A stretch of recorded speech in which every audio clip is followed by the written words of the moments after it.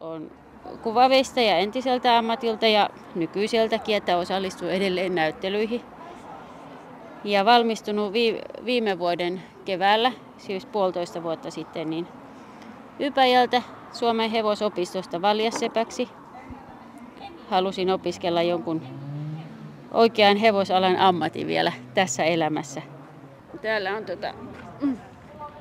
tyhjennetty vanhat villat täältä aukoista ja sitten tilalle on laitettu saksalaista synteettistä satulan toppausvillaa. Ja nyt mä tässä välillä vaihdan nämä satulan vastinhihnat. Että satulan pitää sopia hevoselle niin kuin kengän ihmiselle, että ei saa olla liian iso eikä saa olla liian ahdas. Ja pitää olla sopivan niin kuin mittainen kaikin puolin, koska se hevosen selkä muuten kipeytyy.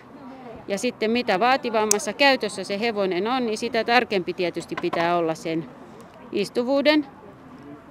Ja joillekin hevosille on helpompi löytää sopiva satula ja voi olla, että menee 10 vuotta niin kuin ihan siltään, ei tarvitse tehdä mitään. Ja sitten jos se hevonen on nuori varsinkin, sillä lihakset kehittyy, niin se voi olla, että vuoden välein täytyy vaihtaa toppauksia tai vaihtaa jopa satulaa. Nämä molemmat osat yhdessä. Et sitten tosiaan tässä on nyt vielä yksi vastinhihna vaihtamatta. Ja sitten kun se on vaihdettu, niin sitten mä ompelen tämän satulan edestä ja takaa kiinni, niin sitten se on taas käyttökunnossa.